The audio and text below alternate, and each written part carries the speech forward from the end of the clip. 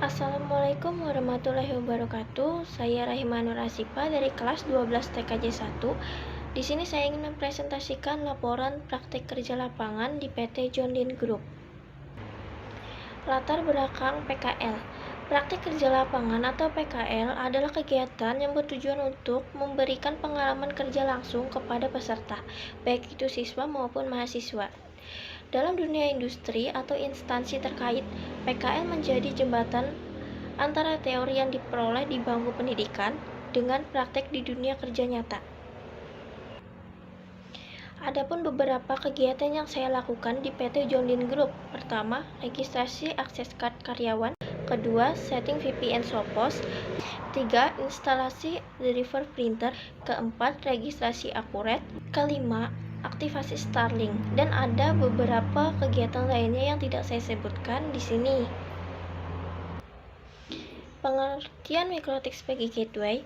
Setting MikroTik sebagai gateway adalah proses konfigurasi router MikroTik agar berfungsi sebagai gerbang utama gateway yang menghubungkan jaringan lokal LAN ke internet. MikroTik akan mengelola lalu lintas data, menerapkan kebijakan jaringan, dan memberikan akses internet kepada perangkat dalam jaringan. Apa sih gateway itu? Gateway adalah perangkat atau sistem yang berfungsi sebagai pintu gerbang untuk menghubungkan dua jaringan yang berbeda, baik dalam hal protokol, arsitektur, dan teknologi komunikasi. Gateway bertindak sebagai perantara yang mengatur dan menerjemahkan lalu lintas data antara jaringan lokal dan jaringan eksternal seperti internet. Oke, tanpa berlama-lama langsung saja kita masuk ke proses setting MikroTik sebagai gateway. Pertama, proses konfigurasi setting MikroTik sebagai gateway adalah menyiapkan alat dan bahannya dahulu seperti laptop atau PC untuk konfigurasi, kabel LAN tipe Strike, MikroTik router boot, kabel power adapter MikroTik, aplikasi Winbox, lalu sambungkan perangkat dan pastikan router menyala. Kedua, setelah semua perangkat tersambung, kemudian masuk ke aplikasi Winbox di laptop atau PC. Lalu jika sudah masuk, kita tunggu sampai router terdeteksi. Jika sudah terdeteksi, kita klik connect untuk masuk ke halaman Winbox, kemudian login menggunakan MAC address. Jika sudah masuk ke halaman Winbox, di sini kita langsung beri nama atau identitas pada router bootnya, yaitu dengan cara klik sistem identity.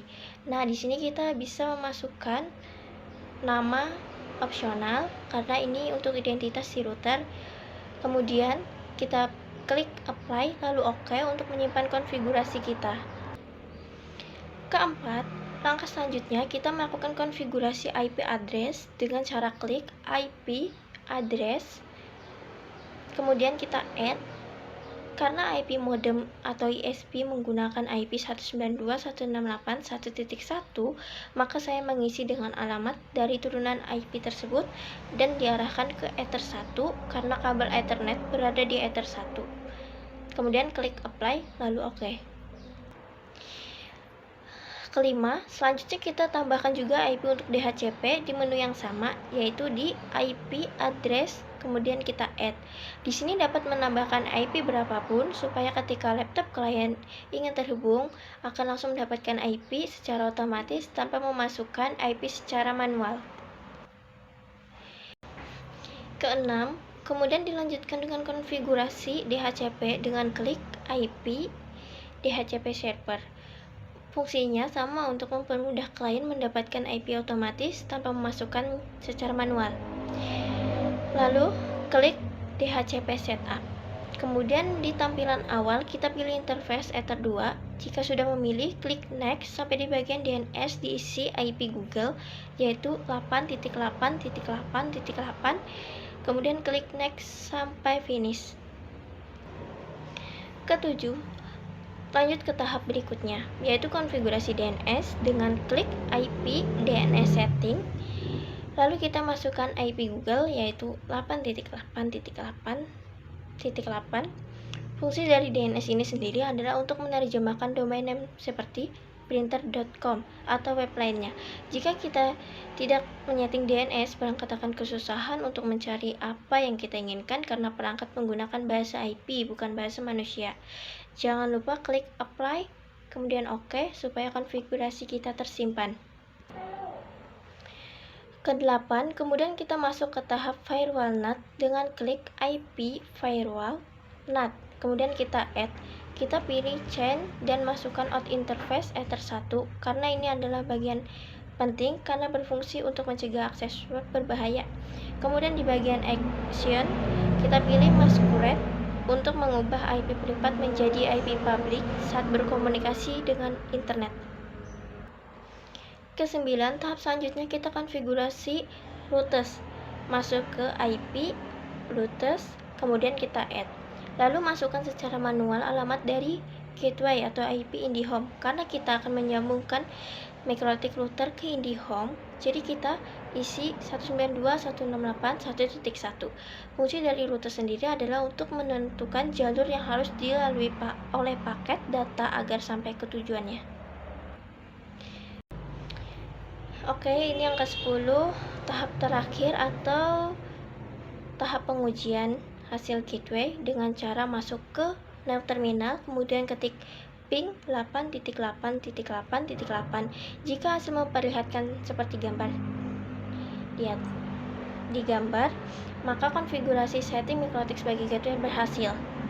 Kesimpulan, konfigurasi MikroTik sebagai gateway sangat penting untuk memastikan jaringan lokal dapat terhubung ke internet dengan stabil dan aman. Dengan melakukan konfigurasi IP address, default gateway, DNS, NAT, serta pengaturan firewall yang tepat, MikroTik dapat mengelola lalu lintas data secara efisien dan memberikan keamanan tambahan bagi jaringan. Dengan mengikuti langkah-langkah yang telah dijelaskan, pengguna dapat memastikan koneksi jaringan berjalan dengan optimal. Sebagai penutup, saya ingin mengucapkan rasa syukur dan terima kasih karena telah diberikan kesempatan untuk menjalani praktek kerja lapangan atau PKL di PT Johnin Group. Pengalaman yang kami dapatkan selama PKL ini sangat berharga dan memberikan wawasan nyata tentang dunia kerja. Tak lupa terima kasih kepada pihak sekolah, terutama Bapak atau Ibu guru pembimbing yang telah memberikan arahan dan dukungan selama proses PKL. Kami menyadari bahwa tanpa bimbingan dari semua pihak, perjalanan ini tidak akan berjalan dengan lancar. Melalui PKL ini, kami mendapatkan banyak pelajaran berharga, mulai dari keterampilan teknis hingga soft skill, seperti disiplin, kerja sama tim, dan tanggung jawab. Kami berharap pengalaman ini menjadi bekal yang bermanfaat dalam perjalanan akademik dan karir kami ke depan. Akhir kata, kami mohon maaf apabila selama PKL ada kesalahan atau kekurangan dari kami. Kami sangat menghargai semua masukan dan pembelajaran yang diberikan. Semoga kerjasama antara SMKN 1 Simpang 4 dan PT Johnin Group dapat terus berjalan dan di masa mendatang. Sekian dari saya. Assalamualaikum warahmatullahi wabarakatuh.